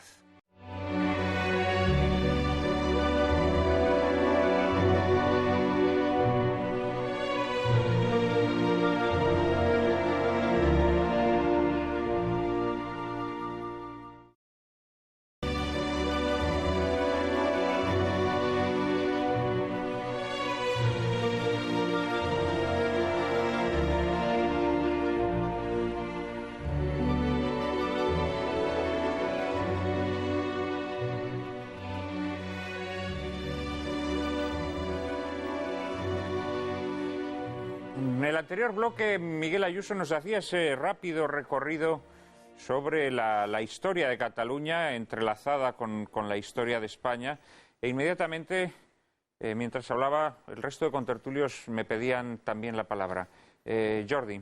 Sí, no, yo quería decir que el siglo XVIII y lo que contaba Miguel es muy importante, pero que la clave, yo creo, de lo que estamos discutiendo aquí está a finales del siglo XIX, que es en el momento en el que el nacionalismo nace y crea o construye, más que crear, construye la nación. Sí, sí. Y es a partir de ese momento que se escribe una historia, un relato nacional que hace que todo lo que ha ocurrido anteriormente parece que sea una evolución, que nunca lo ha sido. Eso es una construcción de finales del siglo XIX. Y en ese momento, finales del siglo XIX, coinciden unos cuantos elementos que propician ese surgimiento del nacionalismo catalán y la construcción de una nación catalana y todo el proceso de nacionalización en sentido catalán que se produce sobre todo a principios del siglo XX, en la Segunda República y desde la transición hasta hoy. Y lo que coincide ahí es una cierta crisis en la propia nacionalización española, el 98 o todas las crisis de finales de siglo y además la existencia de un grupo de personajes industriales, políticos, ahí tendríamos a los Prat de la Riba, intelectuales, que se lanzan a la construcción de un nacionalismo. Eso es indudable. Y utilizan los materiales del pasado. Esa historia, esa lengua, esas leyes, esos viejos fueros, pero son ellos los que cuadran todo eso. Lo que no podemos es, y yo creo que esa es la perversión, digamos, intentar como si eso fuera lógico, que la evolución necesariamente nos llevase ahí. Nos podía haber llevado a muchos otros sitios. Valencia tenía una historia también propia, una lengua particular, había pertenecido a la corona de Aragón y no nace un nacionalismo. O Aragón, o Navarra. Por lo tanto, yo creo que finales del XIX es el gran momento para explicar por qué estamos donde estamos. En eso estamos totalmente de acuerdo. Lo que pasa es que también sí que creo que es importante que nuestros espectadores conozcan pasajes, episodios de la historia de España y catalana que indudablemente sí han dejado una huella, ¿no? Porque indudablemente el nacionalismo, como tú muy bien has dicho, a finales del siglo XIX... lo que hace es una relectura romántica de la historia catalana, introduce una serie de mitos, etcétera, etcétera. Pero también es verdad que ha habido una serie de episodios, aquella cita que yo hacía de Tirso Molina, que los catalanes han sido celosísimos en la defensa de sus privilegios a lo largo de la historia, o de sus fueros, o de sus instituciones, Y sí es verdad también que yo creo que precisamente lo que se recuerda en este día en Cataluña, que es la abolición, digámoslo así, de los fueros e instituciones. Bueno, no se celebra eso, naturalmente, se recuerda la toma de Barcelona, pero evidentemente la victoria de Felipe V sí que va a traer la abolición de esos fueros o de esas instituciones que en otras partes de España sí fueron respetadas, ¿no? Y yo creo que eso sí pudo ser utilizado luego por el nacionalismo para resucitar una conciencia de agravio, ¿no? Eso sí que creo que es indudable. Sí. Vamos a ver si soy capaz de resumir un poco lo que yo creo. Efectivamente, el nacionalismo es un invento relativamente moderno del siglo XIX que surge con los movimientos románticos. Hay un nacionalismo como el catalán que sí está basado en unos criterios más o menos históricos, y hay un nacionalismo puramente inventado que es el nacionalismo vasco. Hay un librito, un opúsculo de Fray Justo Pérez de Urbel donde demuestra palabra por palabra cómo toda la colonización del norte de Burgos y Castilla es una creación de los llamados vascones, ¿no? La reconquista, efectivamente, se hace de norte a sur, paralelamente entre, por un lado, Castilla. No existen los vascos ni los vascones. Y por otro lado, sí, la corona de Aragón, los reyes de Aragón, que son los condes de Barcelona. Hasta el punto que con el matrimonio de Jaime I, me parece que es con la hija de Alfonso X o viceversa, Murcia, que es conquistada por los catalanes, se la da a su suegro, que es Alfonso X, si mal no recuerdo, porque ellos no tenían población, que este ha sido siempre el drama de Cataluña. Cataluña, por un lado, no ha tenido población, siempre ha tenido que importar población de fuera, y después su gran drama histórico, llamémosle así, es la falta de descendencia de sus príncipes. Primero, cuando muere Martí el Jove, que es el hijo de Martín I el Humano, después de la gran victoria del Alguer, para celebrarlo y festejarlo se pasan 4 o 3 días, que al final vuelve en una nave con un crespón negro que le anuncian al rey que su hijo ha muerto, se ha quedado sin descendencia, intenta un nuevo matrimonio, y al final se produce ese patético episodio en que se le pregunta: ¿qué es, majestad, señor, lo que tenemos que hacer? Y dice, lo que tenemos que hacer es poner el tema de la sucesión en manos del Consejo de valencianos, aragoneses y catalanes para que decidan. Y él hace una especie de sonido gutural que dice «ok», que significa sí. Y sobre ese famoso «ok» se monta todo un espectáculo histórico-político que todavía en La Vanguardia se pueden leer artículos como si hubiese ocurrido anteayer, unos a favor, otros en contra del llamado compromiso de Caspe, ¿no? Y el segundo gran episodio es la muerte de Carlos II, donde Carlos II no era rey de España, era conde de Barcelona, rey de Aragón, o sea, tenía lo que se llamaba el título largo, que esto lo ha estudiado muy bien en el libro sobre la Constitución española que dirigió Óscar Alzaga, Miguel Herrero de Miñón, sobre lo que es el título corto de rey de España y el título largo. Bueno, a todo esto viene el siglo XIX. Bueno, en el siglo XVIII los principales defensores... viene el decreto de Nueva Planta, que es la llamada abolición de los fueros. Es un decreto unificador de la justicia en línea con la máxima modernidad, que es la creación de la Corte de Casación en Francia, para evitar la venalidad de los jueces y la justicia, pensando que cuanto menos proximidad haya, pues mayor independencia habrá judicialmente. Y se respetan, de hecho, muchos de los otros fueros que habían en Cataluña. Hasta que la intelectualidad, lo más granado de la intelectualidad catalana, Dou, Finestras, Capmany, en el siglo XVIII, claman diciendo que España es lo que hay que abrazar. Bueno, de hecho, el primer presidente de las Cortes españolas después en Cádiz, me parece que es Lázaro Dou, que es catalán. Y entonces, bueno, y es Carlos III el que suprime la prohibición que tenían los catalanes de comerciar con América. Bueno, entonces, claro, abrazan a los Borbones, porque los Borbones es la salvación de Cataluña.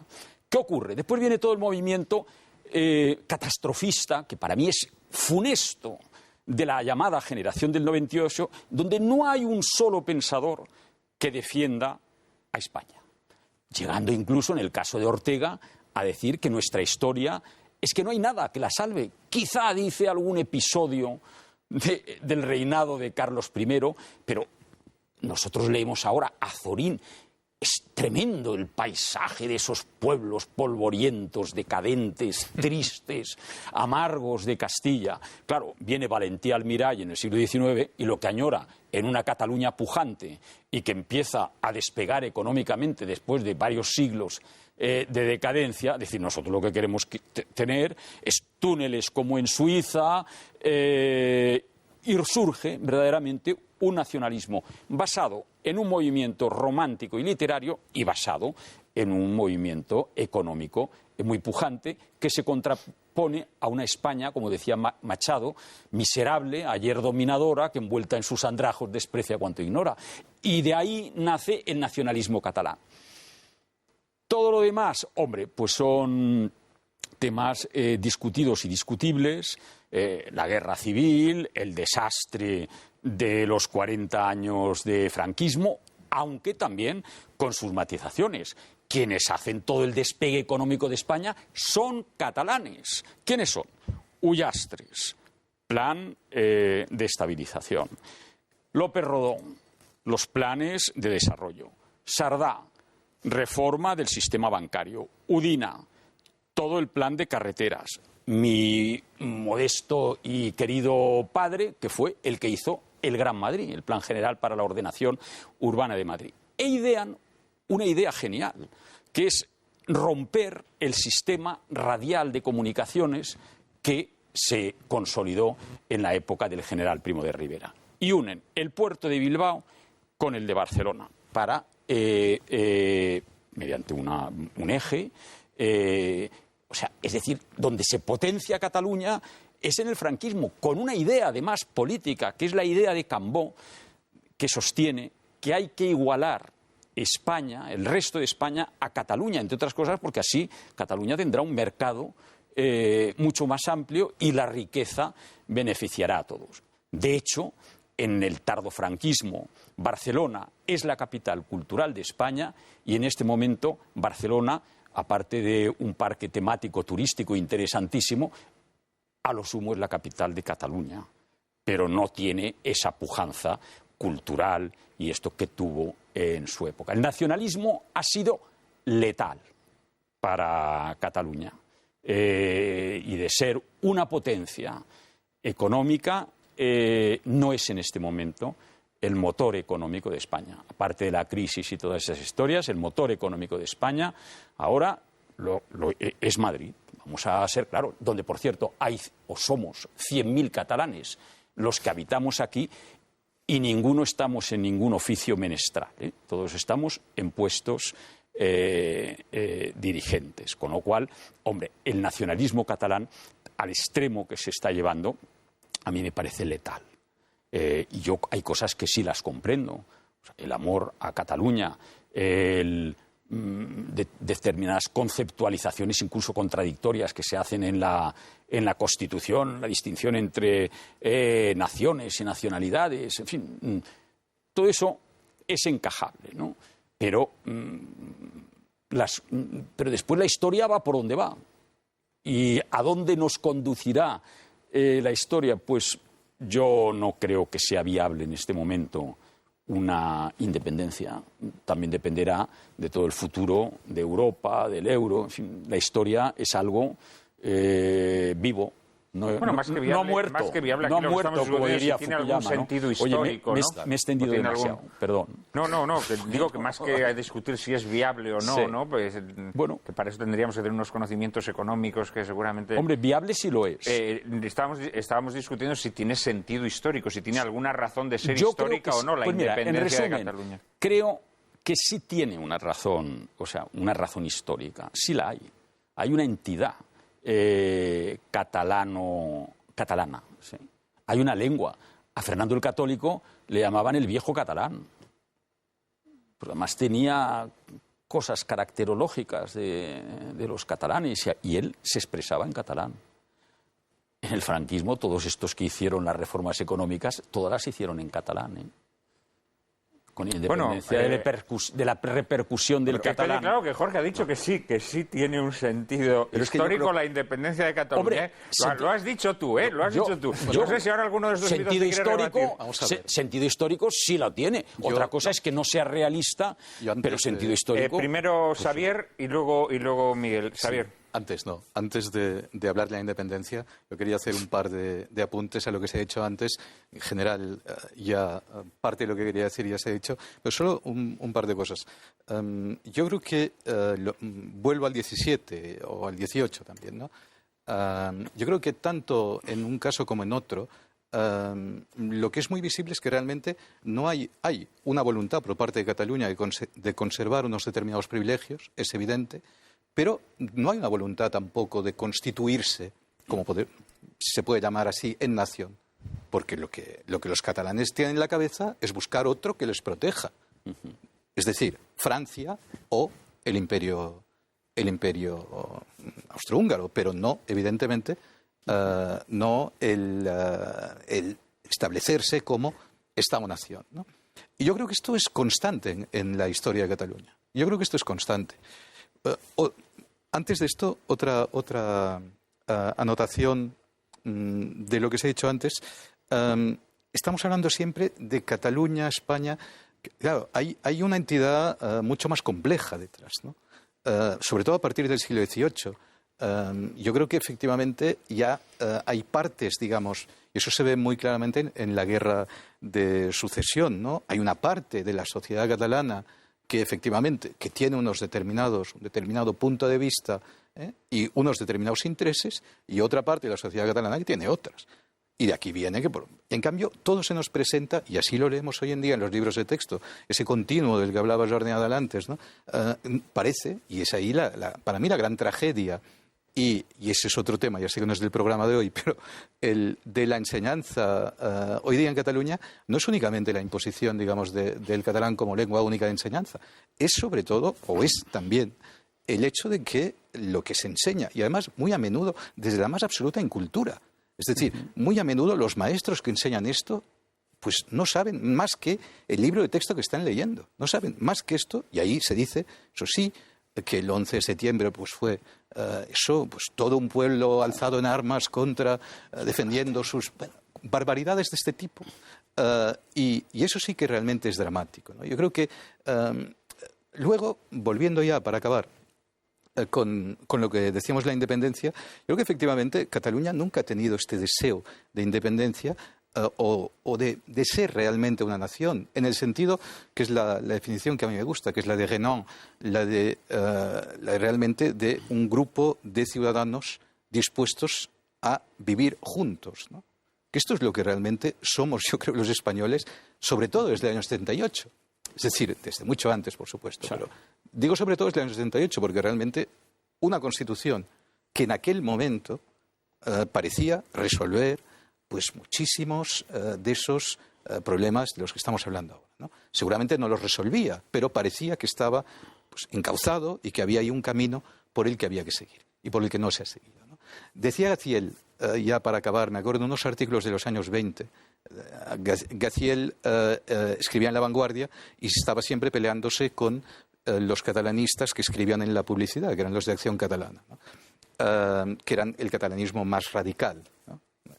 Y allí pues estaban siempre haciendo pues manifestaciones, expediciones a París para que ondeara pues una bandera catalana en medio de los Campos Elíseos. Y Gaziel se reía de toda esta gente diciendo, pero ustedes no se dan cuenta que no hay Estado más centralista que el francés. No se dan cuenta de que buscar la protección del Estado francés para convertirse en lo que ustedes pretenden, parece ser, es decir, pues una Cataluña independiente, que será mucho peor, que el Estado español es infinitamente más benigno.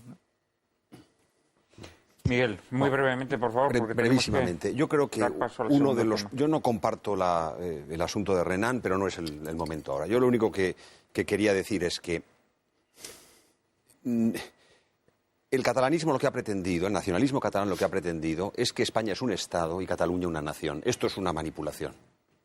España es un conjunto de naciones que se han integrado y fusionado a lo largo de la historia y que conservan sus identidades. Pero esas identidades no tienen por qué tener repercusión política y eso es lo que yo niego y eso es donde está la manipulación del catalanismo. Y por eso creo que tampoco tiene razón Trías cuando decía que él comprende. No, yo creo que una cosa es que haya una serie de rasgos originales de Cataluña que justifican un ámbito propio y otra cosa distinta es ver ahí la posibilidad de la constitución de un cuerpo político propio que no ha sido nunca. Vamos a María Cárcava nos va a hablar un poco del nacimiento y de la constitución del nacionalismo catalán y vamos a seguir hablando porque de alguna manera vosotros ya os habéis metido en harina. Los orígenes del nacionalismo catalán debemos buscarlos en un movimiento cultural de tipo romántico, la Renaixença, surgido a mediados del siglo XIX y consolidado en torno a una burguesía culta que quería recuperar el uso del catalán como lengua literaria. Poetas emblemáticos de este movimiento fueron Joan Maragall y Jacinto Verdaguer, pero serían políticos burgueses como Prat de la Riba o Cambó quienes darían forma política al nuevo movimiento. Cambó en sus memorias señala lo siguiente.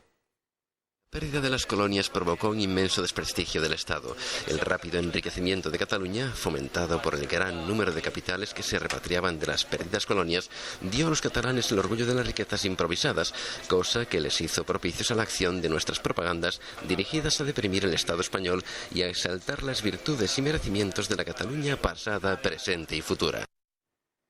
Esta exaltación, fundada en una propaganda que, como el propio Cambó reconoce, incorporó algunas exageraciones y algunas injusticias, y esto acabaría provocando el odio hacia lo español.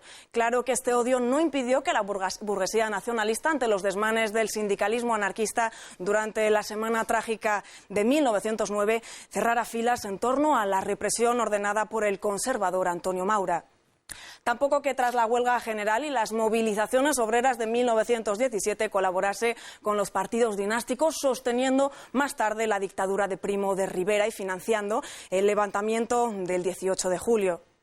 Pero la manipulación de la historia llevada a cabo por el nacionalismo conservador tendría efectos devastadores en los años previos a la Guerra Civil, formando una aleación explosiva con las ideologías marxistas, anarquistas y comunistas y dando lugar a partidos como Esquerra Republicana, que con Francesc Macià y Lluís Companys al frente ganó las elecciones de 1931, aceleró el proceso de autonomía con la promulgación del Estatuto en 1932 y en el 34 proclamó el Estado catalán dentro de la República Federal Española. Tras la Guerra Civil, el nacionalismo catalán inventó la quimera de una Cataluña republicana sojuzgada por una España franquista, olvidando que la guerra civil en Cataluña supuso el ensañamiento de catalanes contra catalanes. Y así se magnificó la represión del 39 y se ocultó la desatada por anarquistas e independentistas en el 36. Fruto de un siglo de manipulaciones es el estado actual de las cosas, en el que el rechazo a España se plasma, por ejemplo, en medidas educativas sectarias como una política educativa que trata de erradicar la enseñanza en castellano de las aulas. ¿Creen nuestros invitados que exista algún modo de detener este proceso de manipulación? Jorge, empezamos por ti, pero sí. No me digas que la forma de terminar es la independencia de Cataluña. No, de todas las cosas, yo creo que con mis propios actos he demostrado justo lo contrario. Es una broma. Ya, pero es que yo discrepo en que España haya sido nunca una nación de naciones. Sería un conjunto de reinos que no tienen nada que ver con el concepto de nación, que es un concepto netamente del siglo XIX. De hecho, cuando una comisión de catalanes se acerca a París, cuando se está en plena conferencia de Versalles, lo recibe Clemenceau y entonces le plantean la necesidad de crear como una nación en Cataluña, y entonces Clemenceau se levanta de la silla y dice, pas d'histoire, monsieur. O sea, ya eso es lo que faltaba, ya nos faltaba solamente eso. Ahora, la creación de una república, de una nación catalana en el sur de... La única etapa que ha sido independiente, Cataluña, más o menos, fue de 1640, fueron 10 o 12 años. Hasta el 52. Al 52, sí. Hasta que entran las tropas de Felipe IV en Lérida. Y fueron estuvieron al servicio de la corona de Francia. Bueno, fue tan terrible lo que tuvieron que padecer los catalanes y en Cataluña al servicio de Francia, que recibieron a Felipe IV nuevamente como un libertador. Uno de los cuadros de Felipe IV pintados por Velázquez, que se conserva, me parece que es en la colección Flick de Nueva York, que es ese cuadro tan bonito, que está con el traje plateado, es el que se expone en la catedral para que los catalanes vean la majestad del rey. Y a partir de entonces es cuando empieza una especie de idilio entre Cataluña y... Jordi. Sí, yo quería decir algo sobre la cuestión de la nación y también la cuestión del independentismo y de la independencia que habéis introducido. Y yo creo que como mínimo en la época contemporánea, 19 y 20, del 18 para atrás, yo creo que hay que reflexionar, y tú lo decías, Miguel, sobre la cuestión de la nación de manera distinta. Yo creo que en el 19 lo que se está construyendo como nación es la nación española. Y con la participación de los catalanes, muy claramente, que participan como una parte de esa nación. Lo que cambia a finales del 19 es la introducción de esa idea por parte de esos grupos nacionalistas de que la nación es Cataluña y el Estado es España. Y por lo tanto, y ese es el principio que puede llegar hasta la independencia, si la nación es Cataluña, como toda nación tiene derecho en un momento determinado a convertirse en Estado. Que esa es la base. Pero eso no se hace a lo largo del siglo XX, porque el independentismo es totalmente minoritario. Pero eso con matices. Prat de la Riba, hombre, leyendo sus textos, son textos claramente independentistas. El propio Cambó le dice, me parece que fue Maura, ¿no? Le dice, usted lo que quiere ser, bueno, que hubo un pacto después, el pacto Maura-Cambó, usted quiere ser Bismarck en España y Bolívar en Cataluña. Pero... Al tiempo que se creaba la nación española, se iba fraguando un nacionalismo catalán, que por un lado, en el lado más burgués y empresarial, lo representaba la Lliga de Cataluña, y después no nos olvidemos del carlismo y de las guerras carlistas. Hay algo que... Vamos a dejar que termine y luego... No, cierta brevedad. Digamos, yo creo que ahí, con esa idea de nación y Estado, digamos, yo creo que Prat lo dice, pero en ningún momento se lo plantea, porque en ese momento de Prat ya funciona el nacionalismo tal como está. Lo que ocurre es que ahora se puede plantear lo mismo que planteaba Prat, pero como la situación histórica, política es otra, se pueden sacar conclusiones distintas, que es lo que autoriza, si Cataluña es una nación, España es algo artificial, pues convirtamos esa nación Cataluña en Estado.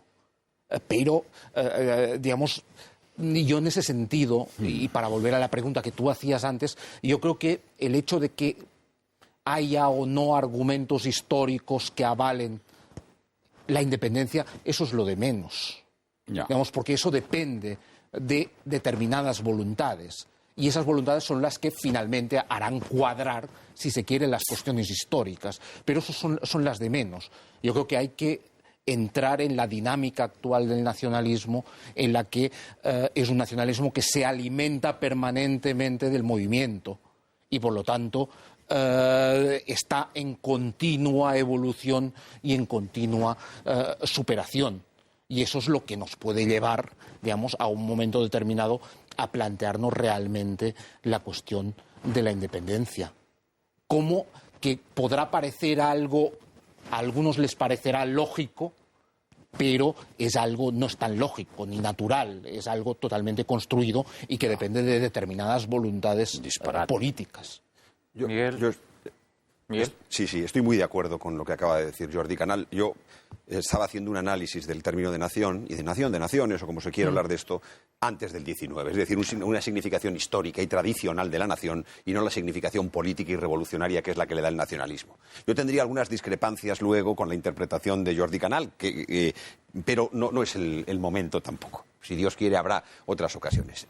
Yo lo que sí quería era decir que, en realidad, el tema más interesante en relación con el catalanismo es poner en relación el catalanismo con la propia tradición catalana, en el sentido que tú planteabas. Por eso yo, al ver cómo estaba planteado el programa, creo que este es un tema que no ha salido. Pese a que Jordi Canal también, desde su punto de vista muy razonable, dice que eso no le interesa tanto y que lo que interesa es más bien cómo la Cataluña que hoy se pretende nacional es un constructo. Yo quisiera abordar, por muy brevemente que fuera, la conexión entre el catalanismo y la tradición catalana. Porque en realidad el problema interpretativo es que el catalanismo emerge de la concentración de las energías tradicionales de Cataluña, es un destilado de la catalanidad, o por el contrario, el catalanismo es una impostura respecto de la tradición catalana. Yo sostengo esto segundo. Sostengo que la tradición catalana, es decir, en realidad los catalanistas, los nacionalistas, han sostenido dos cosas. Ha habido una tesis extrinsecista, que es la que Rovira Virgili, por ejemplo, sostiene. Él dice, miren ustedes, 1640 o 1714, yo no tengo nada que ver. Los nacionalistas catalanes no tenemos nada que ver con ello. Eso es una cosa cuyos seguidores son los carlistas de Gerona. Cosa que es cierta. Es decir, la tradición catalana, la tradición tomista, la tradición católica, la tradición de espíritu de cruzada, la tradición foral, todo eso, el heredero es el carlismo, no el nacionalismo. Es verdad que una segunda línea dentro del nacionalismo catalán, la que podríamos llamar intrinsecista, por razones de oportunidad y política, y estoy de acuerdo con Jordi Canal también en este punto, en el análisis de Prat de la Riba y de los que podrían ser considerados intrinsecistas, busca en un momento determinado, dentro de la génesis romántica, hacer ver que no hay una discontinuidad tan grande entre catalanismo y tradición catalana. Pero eso es en realidad para intentar absorber y atraer al sistema a los nietos de los carlistas. Pero es una impostura, es una impostura. No hay una conexión tradición catalana-catalanismo. La tradición catalana es la tradición de las guerras es la tradición medieval y la tradición de las guerras contrarrevolucionarias. No hay un lugar dentro del mundo y del territorio de las Españas, de los distintos reinos hispánicos, que haya hecho más guerras contra el liberalismo.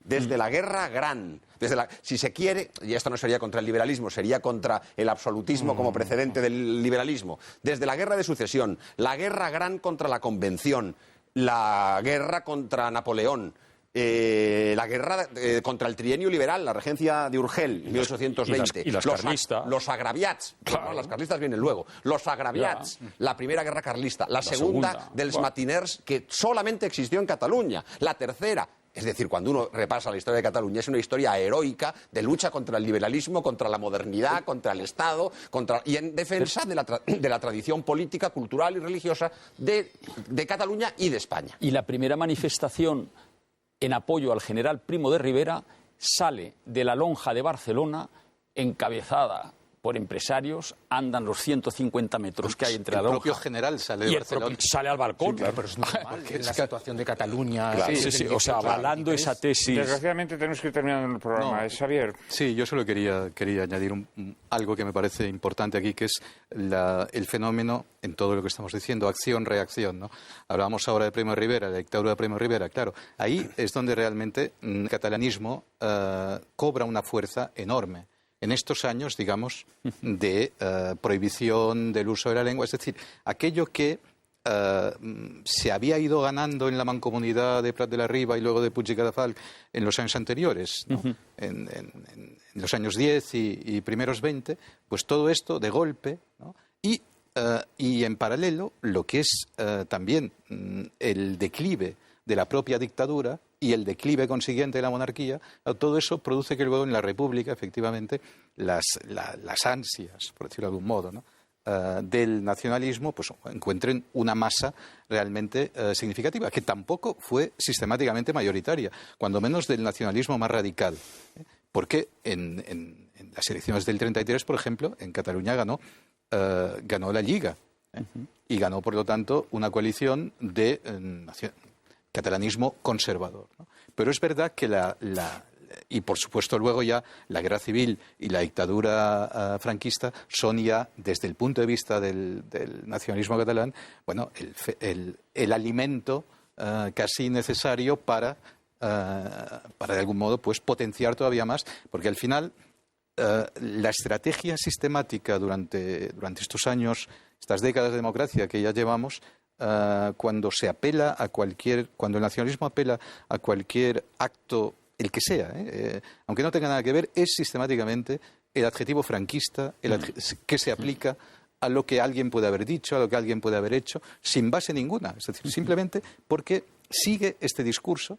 Insisto en los libros de texto, basta leer los libros de ciencias sociales, de primaria, en fin, o de la educación secundaria para darse cuenta, ¿no? Está ahí, está escrito.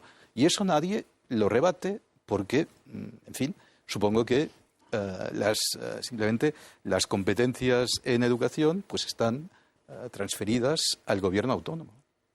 Desgraciadamente tenemos que dejarlo aquí, el programa se nos ha quedado muy corto, pero son las desgracias de no contar con más tiempo de grabación. En el libro de Miguel Ayuso que les citaba antes, El Estado en su laberinto, en un determinado momento habla del veneno del contractualismo metido en las sociedades políticas actuales, ¿no? Sí. Eso según lo cual, pues, de repente, pues nos organizamos conforme, pues, a las leyes que nos queremos dar, leyes absolutamente desvinculadas de un pasado histórico, de unos vínculos naturales, en fin, el contrato social de Rousseau, ¿no?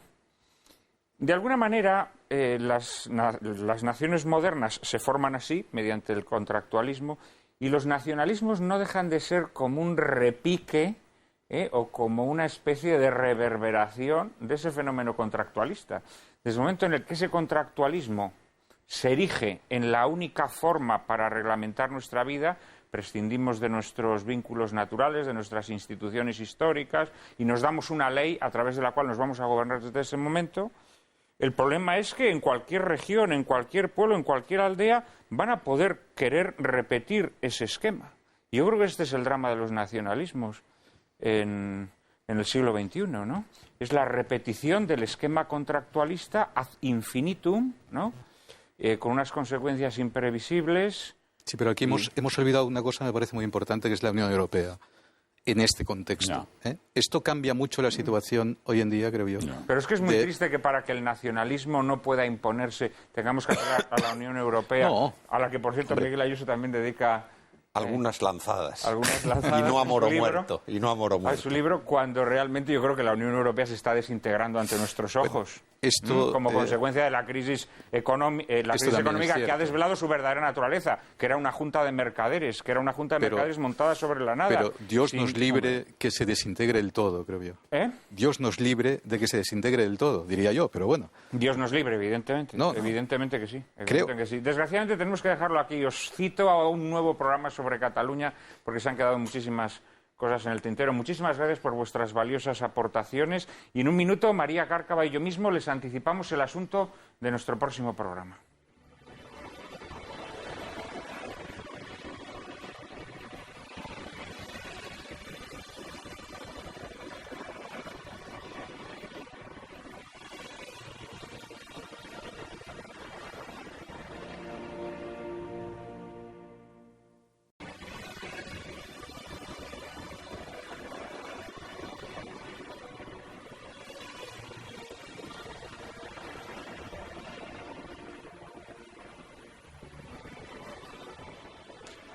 Bien, y después de este acercamiento a la historia de Cataluña y del nacionalismo, para la semana que viene les tenemos preparado un programa muy especial. La ciencia se ha convertido en la religión de nuestro tiempo.